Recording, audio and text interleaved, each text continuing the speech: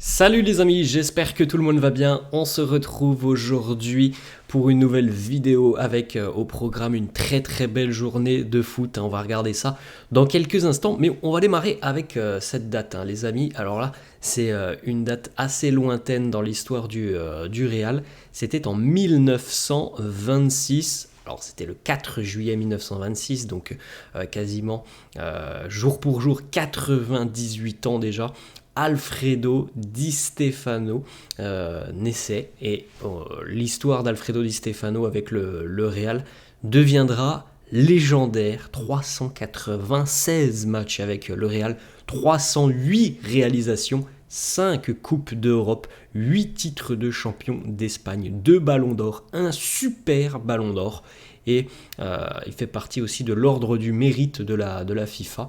Voilà, une vraie légende du foot, vraie légende du Real qui voyait le jour donc il y a 98 ans maintenant. On enchaîne les amis avec donc le programme de cette belle journée de vendredi.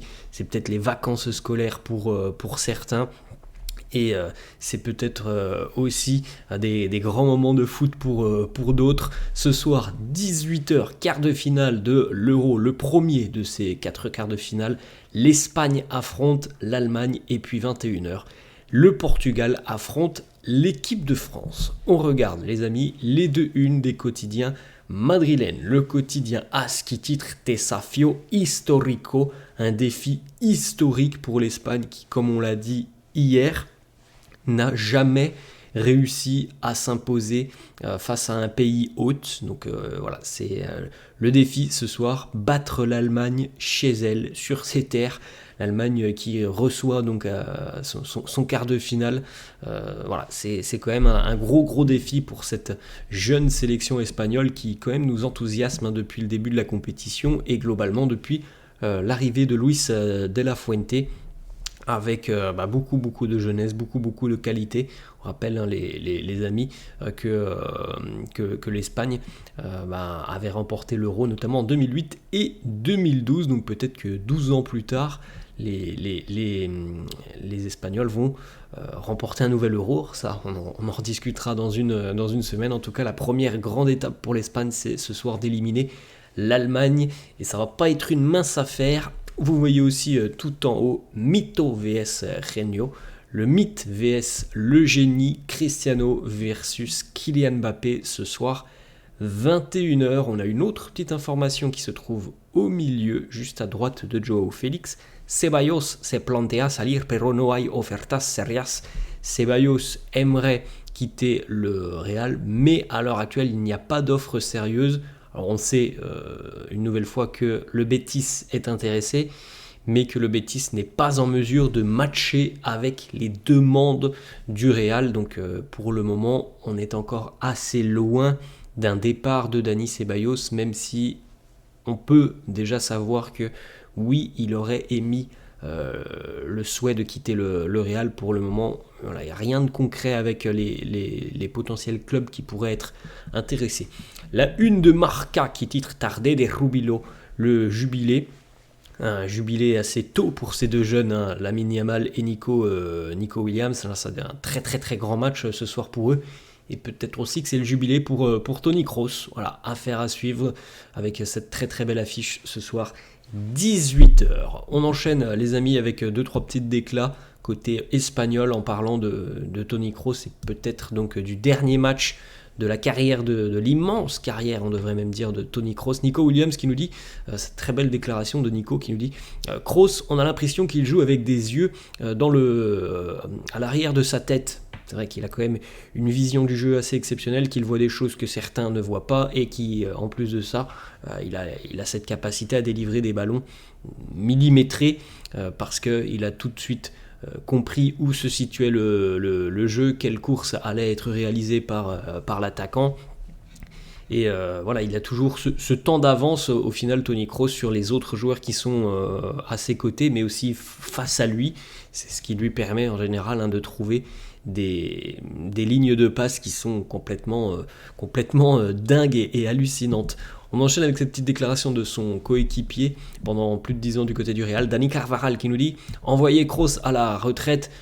Évidemment que les mots de Rossellou étaient dits sur le ton de la plaisanterie. Nous, on veut juste battre l'Allemagne, ce qui signifie que Tony sera à la retraite. C'est vrai que, on en avait parlé, les mots de Rossellou, il y en a quand même qui ont pensé que c'était vraiment du premier degré. On a envie d'envoyer Rossellou à la retraite.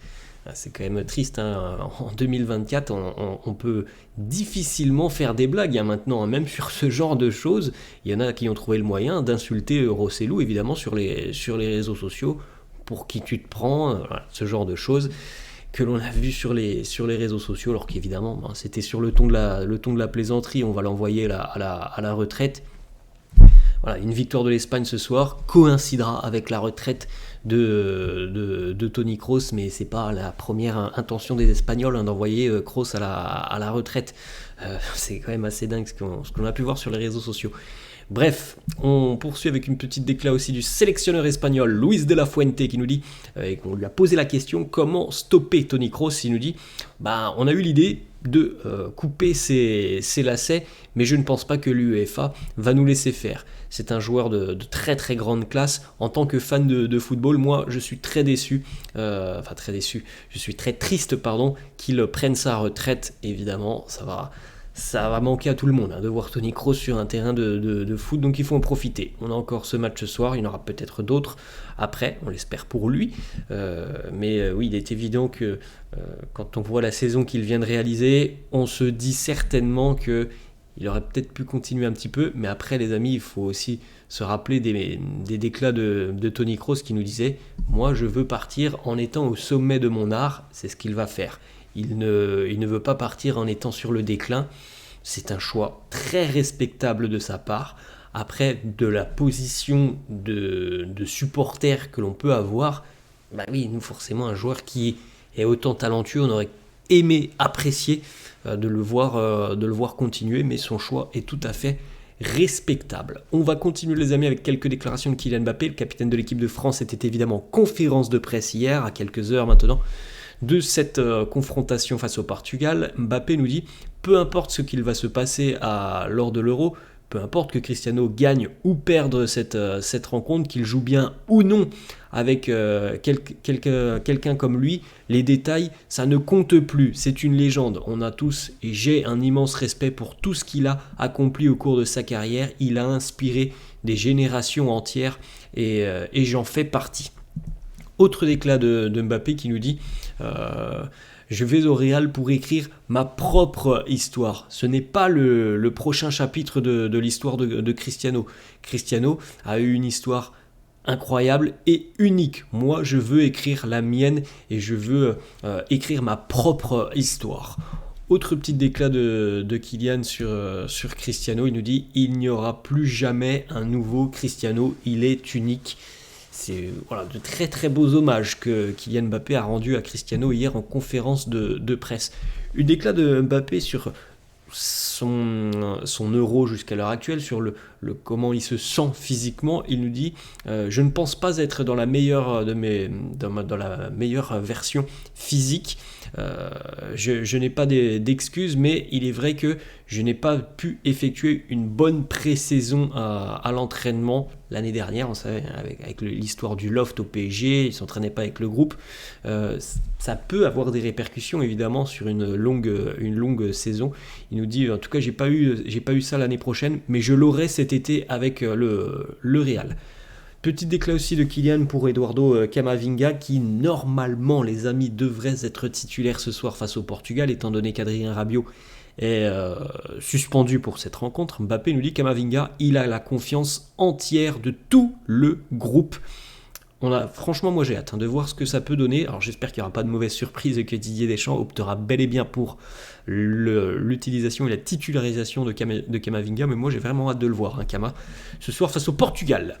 On poursuit les amis, on fait 2-3 petites informations mercato. Premièrement, une information importante, c'est une donnée importante, c'est une avancée aussi significative dans le dossier Leny Yoro. Alors oui, Leny Yoro attend que le Real et Lille se mettent d'accord. Le Real a été informé que Yoro ne prolongera pas avec le LOSC. Il n'y a aucune chance donc que Leny Yoro continue l'aventure avec Lille sous la forme d'une prolongation de contrat. Les amis, on rappelle, il a quand même 1 an encore de contrat avec le LOSC, mais il ne prolongera pas au-delà de 2025.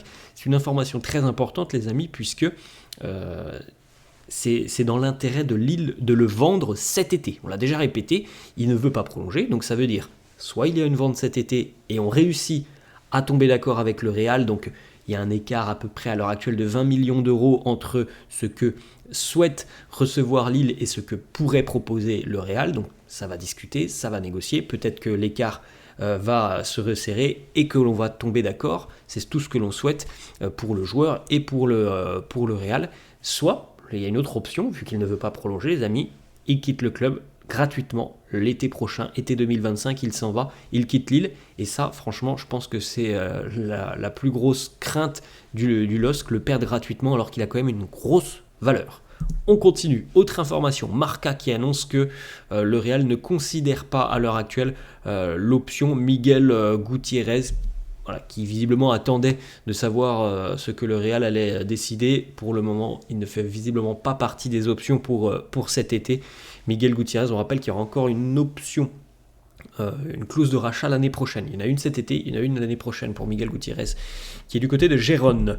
Autre information, Marca, c'est une très grosse information. Le Real a décidé de renouveler le contrat de Ferland Mendy. Il est dorénavant perçu comme une priorité. Bon, affaire à suivre, les amis. Le Real a déjà discuté, a déjà entamé des négociations depuis de nombreux mois. C'est pas d'hier. Ça fait de nombreux mois qu'il y a des discussions entre Ferland et le Real et qu'il y a de gros désaccords. Voilà, c'est tout ce que l'on peut dire. On n'est pas sur un dossier qui va se boucler du jour au lendemain. Cette prolongation, si toutefois il y en a une, c'est pas un dossier qui va se régler rapidement parce que il y a des désaccords, notamment visiblement, d'après les informations que l'on peut avoir dans certains médias, ce seraient les demandes de Ferland Mendy qui ne plairaient pas. Demande évidemment financière, les amis. Les demandes de Ferland qui ne plairaient pas beaucoup aux dirigeants du Real, mais la donne, elle a peut-être un petit peu changé par rapport à la saison qu'il vient de réaliser, par rapport à l'aspect physique, où il a été quand même relativement épargné par les blessures, et il avait aussi dit, oui, j'ai changé des choses dans ma façon d'approcher les entraînements, les matchs, et cette année, il a été très performant, et en plus de ça, très peu blessé. Ça a peut-être un petit peu changé la donne du côté du Real, mais pour le moment, les amis, même si ça peut être une priorité, on est très loin d'un accord. Autre information, on va faire le point sur la situation des latéraux du côté du Real, left back, donc latéral gauche. La priorité dorénavant est donnée à la prolongation de Ferland Mendy. Information aussi de José Félix Diaz, Alphonso Davies pourrait tout de même arriver du côté de Madrid, même si Ferland Mendy venait à prolonger son contrat.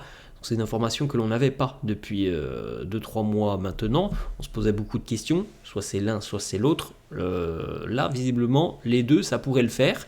Fran Garcia devrait lui aussi continuer du côté du Real. En revanche, comme on l'a dit, Miguel Gutiérrez ne devrait pas revenir, tout du moins cet été. Donc voilà un petit peu ce que l'on peut dire sur les latéraux gauche du côté de Madrid. Maintenant, il y a deux grosses options, la prolongation de Mendy et l'arrivée de Davies. Ça sera les deux gros dossiers peut-être des prochaines semaines. On l'enchaîne, les amis, avec une autre information, la date de la présentation d'Hendrick. Elle est connue, cette date, ça sera un petit peu plus tard que celle de Mbappé. Mbappé, c'est le 16 juillet, et bien Hendrick, ça sera 10 jours plus tard. 26 juillet, présentation d'Hendrick, vraisemblablement du côté du Bernabéu, c'est pas encore une certitude, mais ça devrait se faire du côté du Bernabéu. Pas sûr, les amis. Il n'a pas évidemment la même aura que Kylian Mbappé, donc il n'y aura pas le même show, il n'y aura pas 80 000 spectateurs, je pense, pour l'arrivée d'Hendrick du côté du Bernabéu, si ça se fait au Bernabéu. On poursuit les amis avec un départ, le jeune ailier dominicain Peter Federico que l'on a vu rarement avec l'équipe A. Il a quand même joué 3 matchs avec l'équipe première. Et bien Peter s'engage du côté de Retafe, donc dans la banlieue de Madrid. C'est une bien belle décision parce que je pense qu'il aura beaucoup de temps de jeu du côté de Retafe pour pouvoir progresser au plus haut niveau en Liga. Donc voilà, on lui souhaite plein de bonnes choses du côté de Retafe. On termine là-dessus les amis, c'est la fin de cette vidéo, j'espère que ça vous a plu, n'hésitez pas comme d'habitude à lâcher un petit pouce bleu, n'hésitez pas non plus les amis à vous abonner à la chaîne. Je vous souhaite une très très bonne journée, je vous souhaite de bons matchs ce soir, et puis moi je vous dis à la prochaine, ciao.